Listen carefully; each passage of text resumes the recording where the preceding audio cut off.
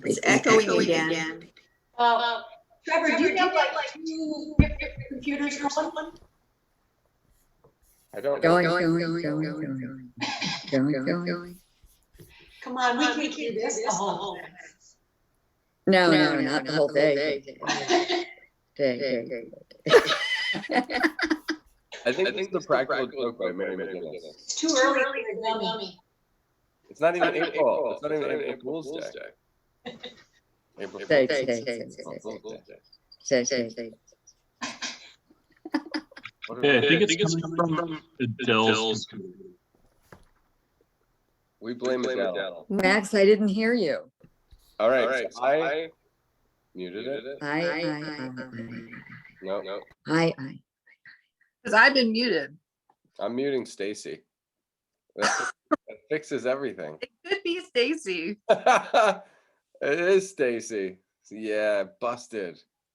You're busted. Oh my God, Stacy, it was you. You know what? You know what? Yeah. Rini has a tendency to point the finger at me. Okay, look at Rini. I can see. It's fine now, though. Thank God. I don't think it's me, but it could be. Well, you would say that. I don't have a pencil. It sounds better. I think to do it's better. Better. See, my lips aren't moving. I'm not guilty. Hello. All right, let's do it. So this Do is it. This is just a warm up. Do you guys want to draw? This is the stone is called sodalite, and it'll just be a quick point to point. It's like a marble fence Like post. the obelisk. What's that? I said it looks like a marble fence post.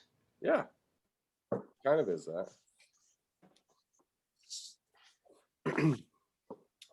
But I think it's I can't tell. I think it's the front plane of it. I think it is actually a rectangle, and not. There's half of me half of me thinks it's a trapezoid, like it's a wider base. Wow, this is why we warm up, ladies and gentlemen. Look at that drawing. Look at the start of that drawing. That's the worst thing that's ever happened in the history. Sodalite. That sounds like a Diet Coke. What's that? Sodalite sounds like a Diet Coke. It does. Yes. I don't know what the I think the properties of sodalite have to do with like communication or something. Let me see. So I guess I have to sketch off I'm going to sketch off the screen too, because it only makes sense that way. But I mean, obelisks are kind of fun forms. Let me go back to ancient Egypt. And I thought this would be nice because we could do two things: draw point to point, get some rectangles down, get like little subtle pieces, like little perspective. And perspective is half. Am I recording, by the way? Yes. See the red dot? Okay, good. Yes. I was gonna say perspective a lot is it's like technical, but it's also like there's also like a sense of it. So the reason I drew the front of this obelisk, this rectangle, is that's the plane that kind of faces us. And there's this cool pattern in it, and the way this lighting is going, it's where you can see most clearly what the rock, like the nature of the rock, looks like. And there's like kind of like weird spidering, and I don't know. I mean, it's such a crazy infinity, the marbling in it, that again, it's kind of like there's only so much you can really record with a pencil. So I'm just drawing this front plane first because it's facing us, it's flat, and it's it's where the visibility is actually the best. So everything else is going to be kind of derivative of that. And I don't know, maybe even we use some tone. Oh, good God. It's too early in the morning for toning. No, I'm just kidding. I've been talking to some of the kids, and I always, in my mind, I'm always, making line drawings and then filling them in with tone. And since we started those So we started the what do you call it? The shadow drawings where they were just a silhouette, that beautiful lesson that we did when we were just, filling out the tones. I've been like, beginning toning a lot earlier than I think I have traditionally. I think it was really healthy for me to do, rather than keeping it all in like phases, like phase 1 line drawing, proportion, phase 2 shading, toning, edging, texture, phase 3 color. Like I did keep things kind of subdivided in my mind, and I think that's okay.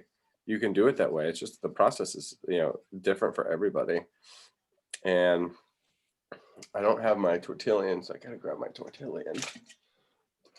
And we can even begin blending this early. Yeah, we're like 4 minutes into the drawing. So lucky.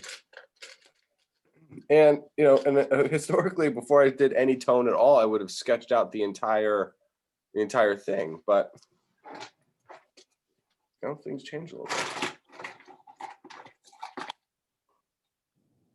So I can use this thing. Some nice smooth areas, soft areas. I blocked it. That's interesting. So I'll move this. Oh, so my pencil, look at my pencils. I put the pencils down and it blocked the natural light. This side plane of the obelisk, let me turn it. Maybe you can see it a little bit better. See how there's that side plane? Yeah. That is acting like a mirror. And it's close to a 45. If this is front, then it's close to 45. I can get maybe my flashlight on my phone can be useful too. That's what I was going for. See that little silver ridge? See that little line there? Yeah, yeah. I love that line. That's the edge. That little highlight. Gorgeous. It really is. I mean, I don't know where they make these things, probably in like Brazil or something, but they're like really nice sculptures just by themselves. You can play with the shadow. Oh, look at the cast shadow. So you can really see there's the all the facets. And so I guess what I was saying is like, how do you represent a this side plane? Will just come across. It's got to be a little bit, a smaller plane, because it's going away from us at a 45-degree angle. So there's the side plane.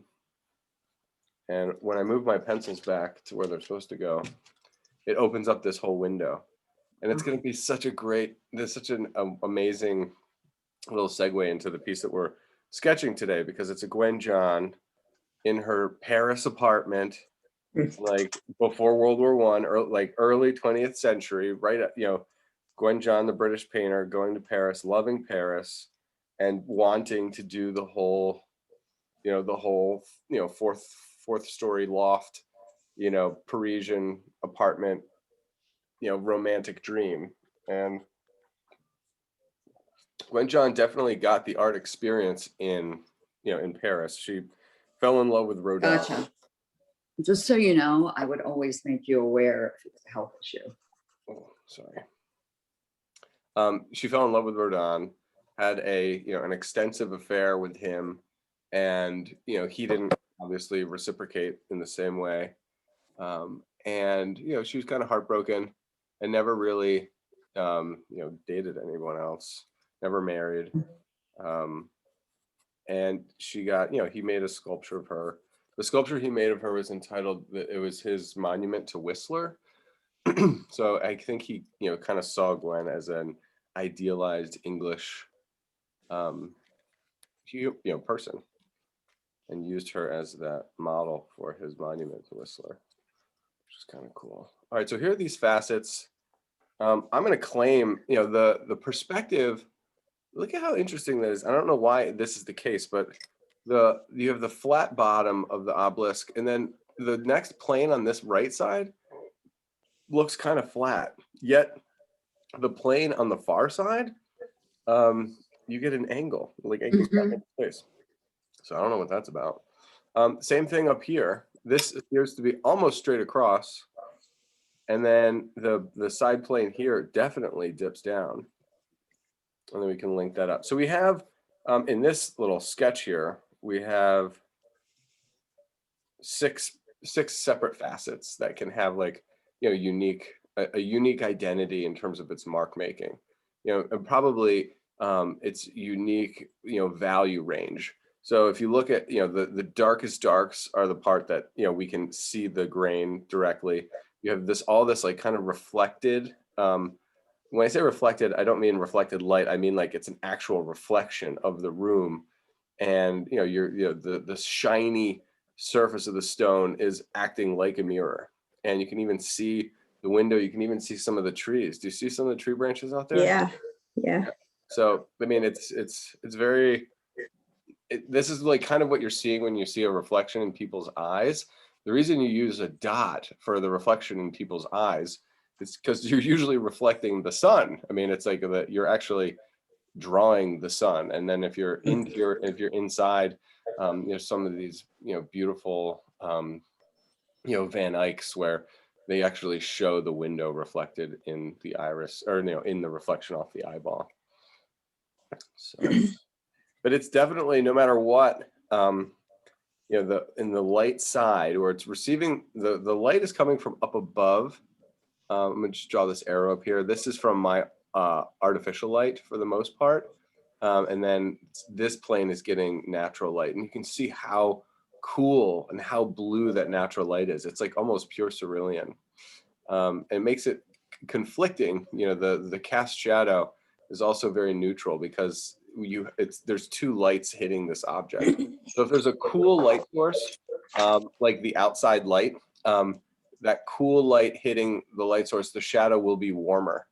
The colors of the shadows inverse, and it's kind of makes sense. But I have this super warm bulb in my interior light, and the candle light, which is also warm, and so that's throwing cool shadows. So the warm light throws cool shadows, the cool light throws warm shadows, and you can see the blue. I mean, it is on the cooler side. The whole thing is very blue, actually. But look at how there is a pattern and a texture on this side plane down here, but it's all like very, very washed out. And it is in fact a light plane, even though it's the shadow side. It's light up against the dark of the shadow. So there's this little cast shadow on this side that takes that line and makes that edge part of the shadow. It's great. So we got some, more familiar terms, shadow side, cast shadow. Just kind of getting things warmed up here because, the lighting in this piece that we're going to study today, it's all about morning, diffused morning light. She's got sheer curtains, and it just makes this, natural glow in the room. It's just so magnificent, and all its effects on the various objects in the room. That's what the painting's about. And I hope that we're able to, do enough of it. I was thinking about breaking the piece down into two sides, the side that has the window and the table. And then Gwen actually divides the picture kind of in half in that way, where it's the wall and the chair and the ground, and then on the left, and then it's the table and the window and the ground on the right. So we'll have a closer look at it.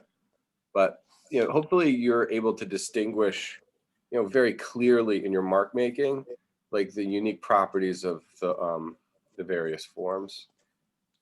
And like that's so interesting because I love the shadow sides, and that's really where the interest really comes into play is what goes on in the shadow. So it's weird because it feels like it's a light gray. I mean, it's way light compared to the dark of the middle triangle, but the edge of that plane, it makes it a dark triangle up against a light plane.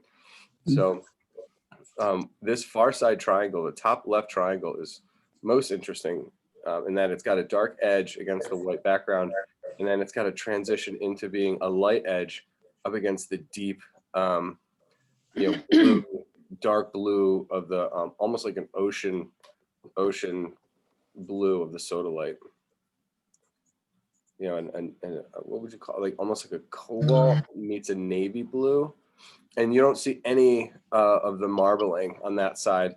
The right side, same effect, dark edge transitioning into like the lighter edge against the deep blue of the middle triangle, but you do get a little bit of marbling. There's a little light marble in there. And again, this light, the edge, we only have there's 6 facets.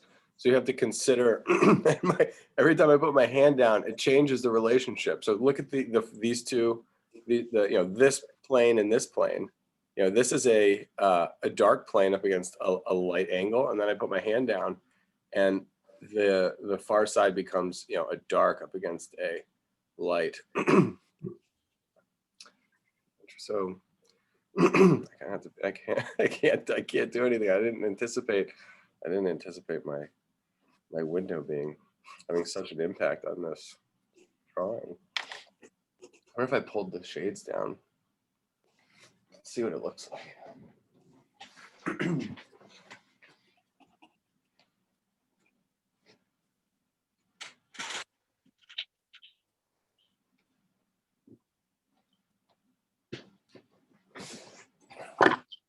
I mean, it's definitely softer. Definitely softer. What if I pulled my candle over? No, not the right angle. Let's see.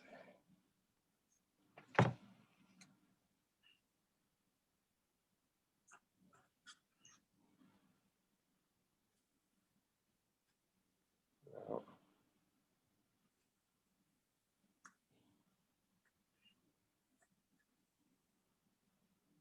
Oh, there it is. You see my candle flame? Oh, yeah. It's like 3 feet away. Yeah. All right. Eyes are so interesting. All right, 9:56. Let's do 5 more minutes on this bad boy. We'll see how fast I can go. I also love, there's this moment that I'm noticing now, especially when my hand is there. I guess I'll have to use my other hand.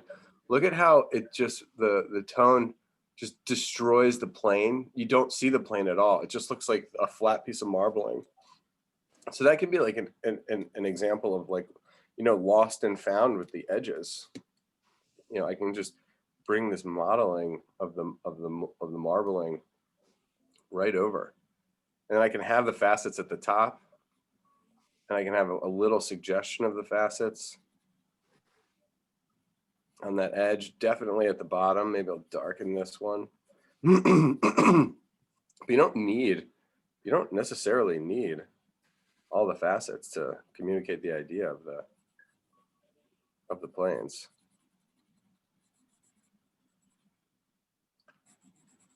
And there's also no rule that says you have to have exactly the same lighting for the whole time. You can light one part of the object idealized, and then you can light another part of the object, and they can be lit differently. It's like almost like a composite.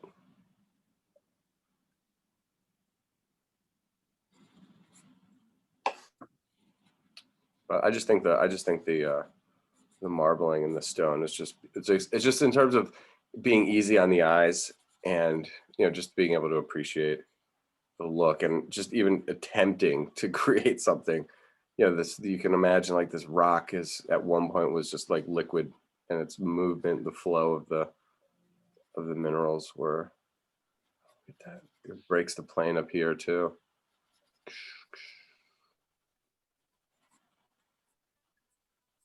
And that far side, I guess there's a little indication of marbling much less degree.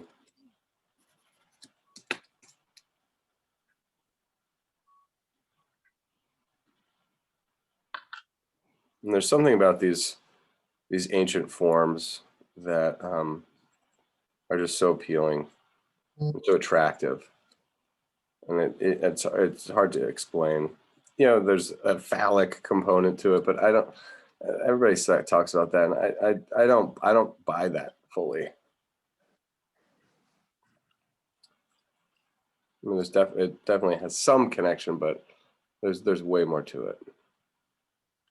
It's the same feeling you get when you go to like maybe the Grand Canyon or somewhere where you see these rock formations that are so ancient. Yeah, I mean, it sparks the imagination. When you're faced with, you know, just a distilled aspect of nature, and that's really what I mean. I get made fun of for collecting all these rocks, but that's what they do for me. I mean, they're just a solid form of flowers or, you know, creation, more permanent, compared to us. Still, I mean, in a way, it's still movement. It's still moving, you know, just very slowly. But, you know, we move slower than flowers. Yes, flowers move so fast.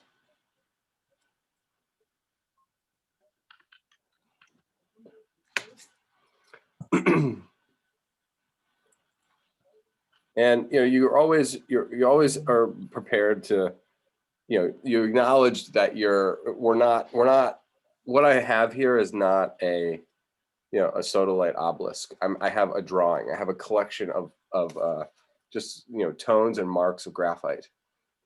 And you know, we're working with a language to communicate, you know, sodalite. And you know, I guess what I'm saying is, like, I'm trying to come in here and look for some, you know, redefine my edges a little bit. You know, one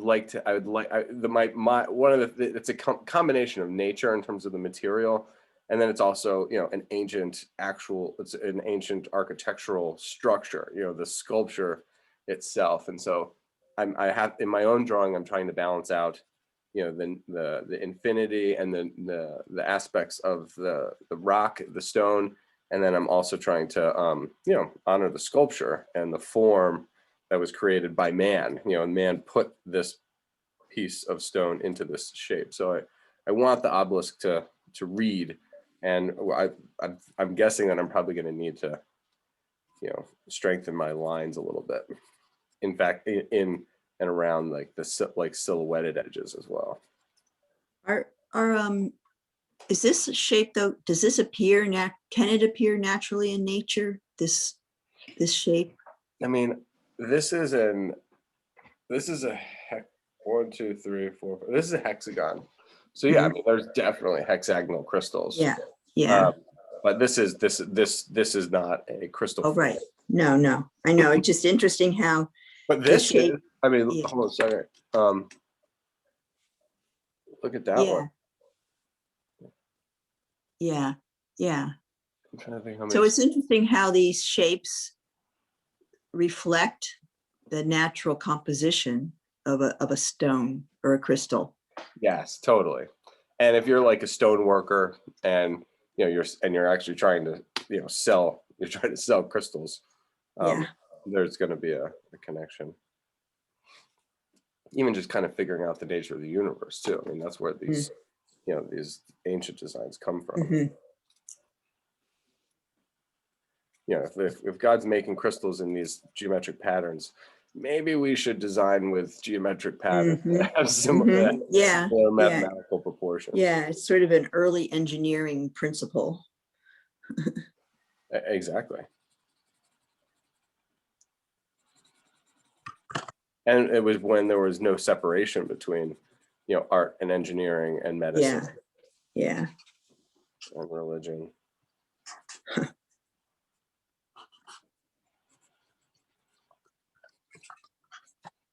That's cool. Okay, so now I'm doing what like punching my darks. I'm looking for some of the, I went back in and reestablished, you know, some of my edges to kind of pull out the structure a little bit more. And now I went back in to focus again on the rock itself.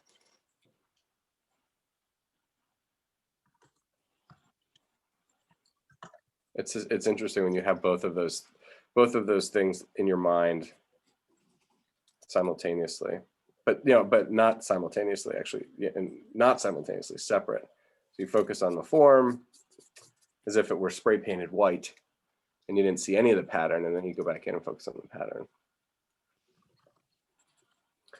And we're lucky because when I look at my drawing, because of the light and the way it's bouncing, my graphite is incredibly shiny, like because it's a metal. And so I'm actually seeing some spots that appear to be lighter when they're actually not. And these, again, this is just a warm up. So I'm just trying to, you know, think through some ideas in a piece that's forgiving, you know.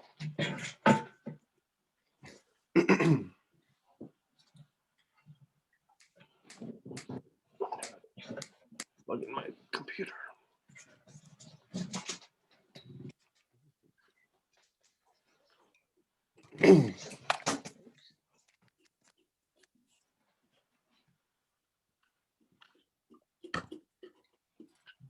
All right, so 10:05.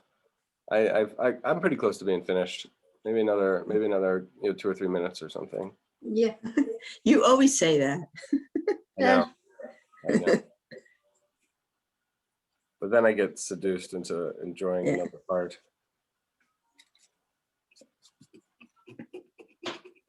And I am fascinated by this area where the you know, where there's very little separation between the planes, you know, where you really can see all the marble in there, especially when I put my arm up like that. You can see the facets towards the top very, very clearly. You can see the cast shadows very clearly. Down here, the cast shadow and the plane are lost. When I say lost, I mean there's barely a contrast between the shadow and the base.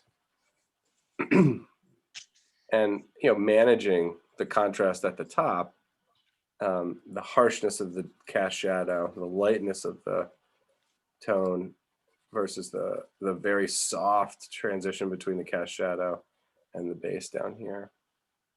And then the base gets immediately, it goes super dark on the top plane.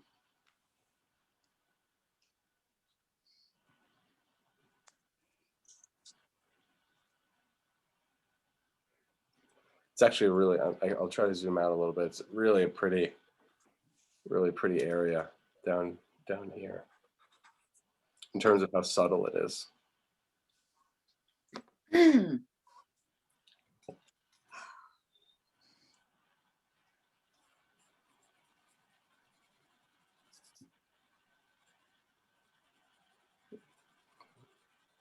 I'm kind of free to make that side plane even darker.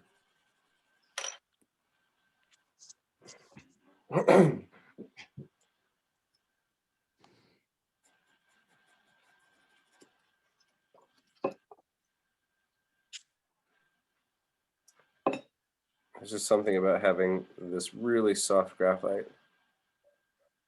on that far plane. I love it.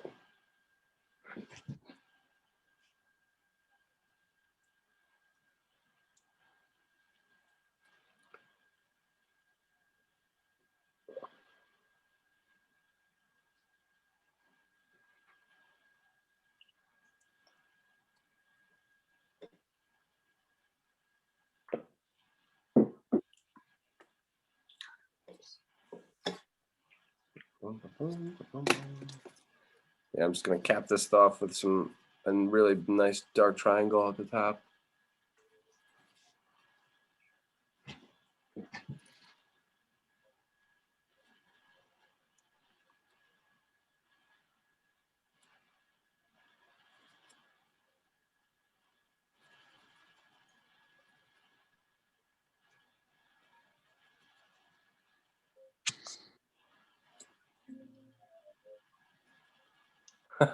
I'm drawing my pencil drawing. Yeah.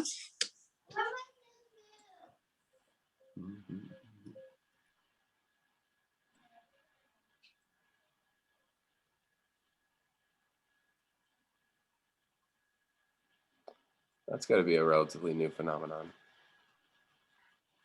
Let me smooth out this shadow down here. Looks like I have some leftover sketches on there. I didn't notice.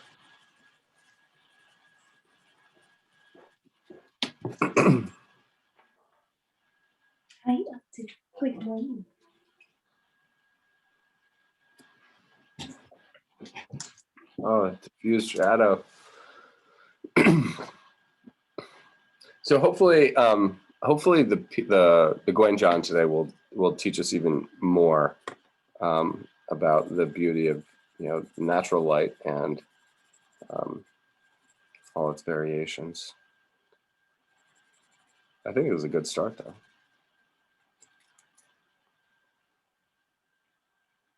Was she a contemporary of like VR?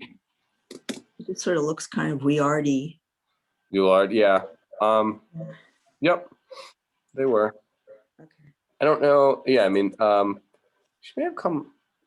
Yeah, they were contemporaries. I think he was a little before. He was like right after. I mean, she's considered a post-impressionist, which is not right. It's kind of like post-impressionism, which is basically the art that happened, that was representational art, like that really happened right just before and during the wars. Mhm. Yeah, it's like kind of a weird window.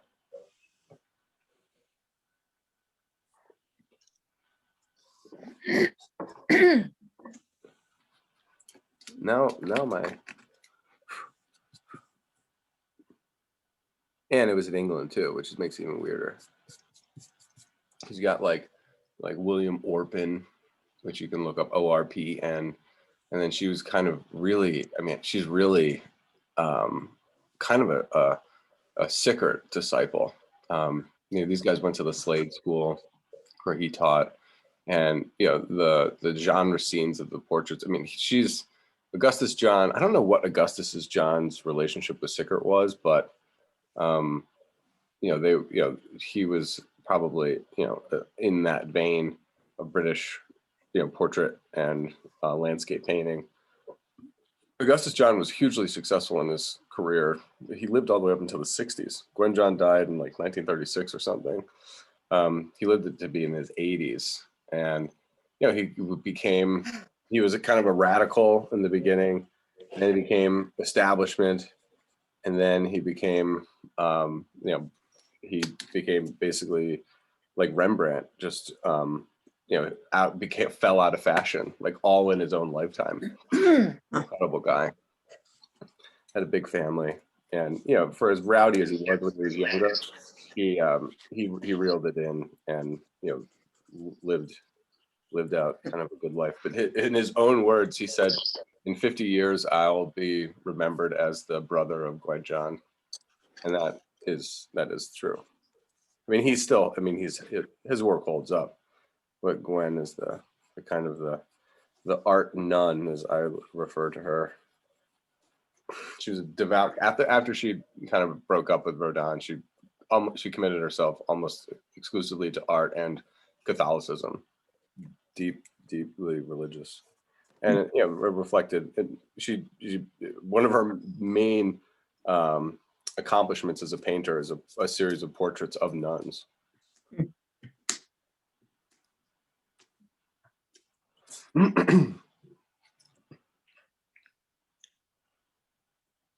And then she kind of got sick, I guess the last, and I need to figure this out because I haven't been able to put my finger on it. And I guess the last 8 years of her life or so, she kind of stopped painting, as far as we know, because she kind of got sick, and I'm sure and I think she probably just evolved, kind of spiritually beyond painting. I think that was probably more about what it was. Did she stay in France? I think in Brittany, yeah.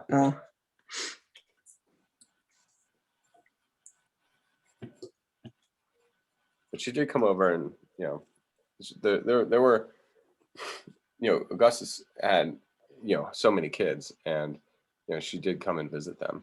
So there's like firsthand accounts on record of her nature. She said that it was one of the nieces described her as so much she was like so much like Augustus, but like just miniature. Like she was they were like had so much of the same aspects, but she was like such a smaller miniature Mini me. bird. Yeah.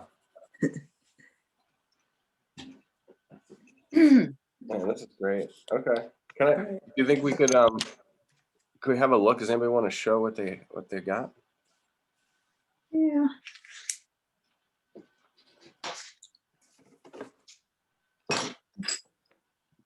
Let me stop the share here, if you don't mind.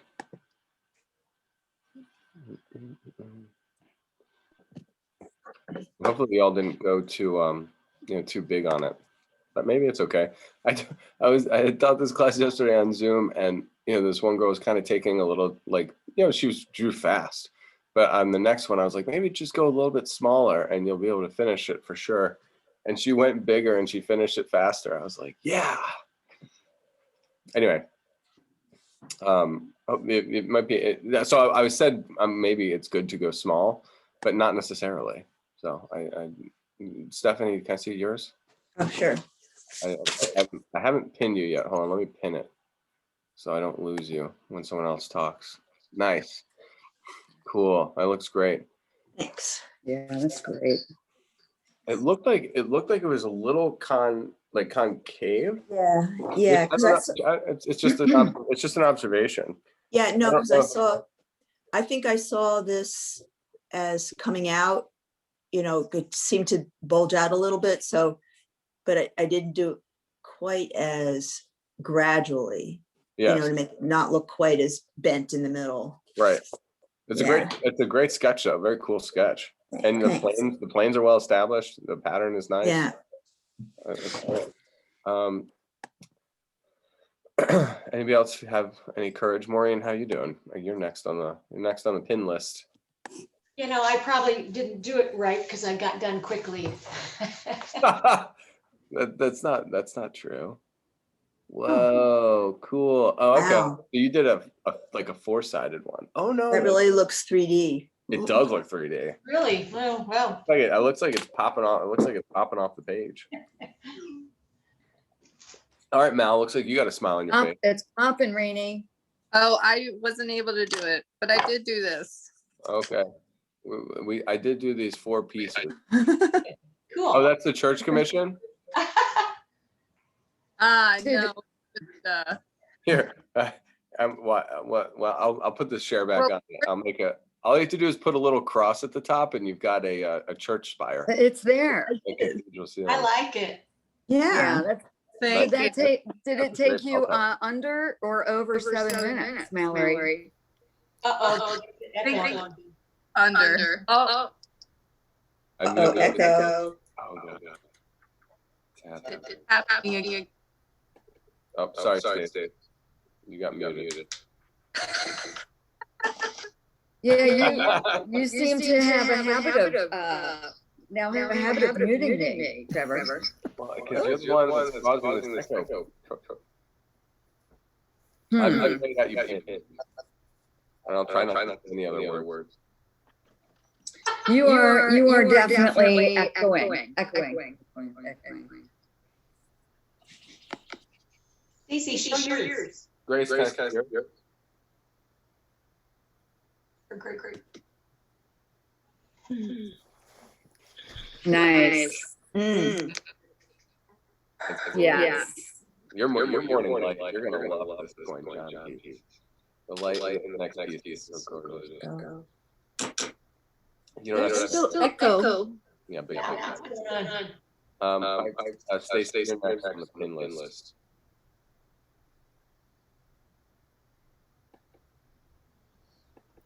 It's kind of dark. Wow. That's intense. I like it. Like how Trevor, I don't like that laugh. I know. Can you tell me more about that laugh? I mean, Or maybe it's best if you don't. you definitely have a magical crystal.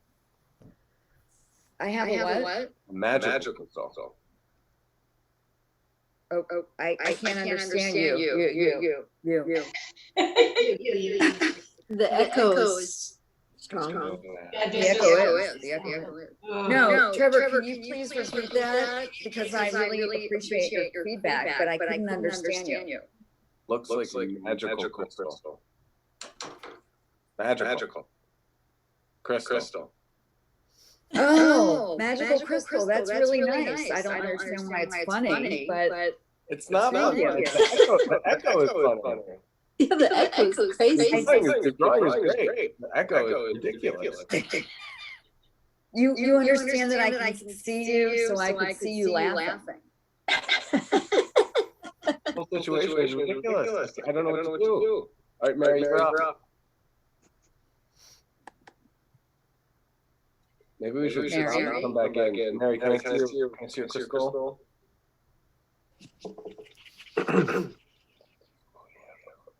Yep, a little back towards you a little bit. Back. Yeah. Fading. I love Nice it. marbling. Yeah. Really nice marbling. Cast shadow. Yeah. The emphasis on the planes on the top and the bottom of them are good. Blame. I wish I could say more, but I can't because of the echo. Max, could you do it?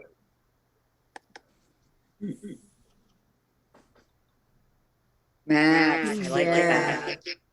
Nice. Yeah, really It's strong.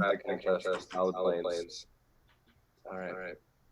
Yeah, you didn't yeah, laugh at that, Trevor. I think I'm gonna close out. And you guys wanna I don't know. I'm just gonna stop and restart it. Hopefully, I can't teach a lesson like this. So this is the only try. So I'm gonna end it and then come back. Should we all go out and come back in? Yeah. I'm leaving. Bye. Okay. Yeah. I'll start. Restart.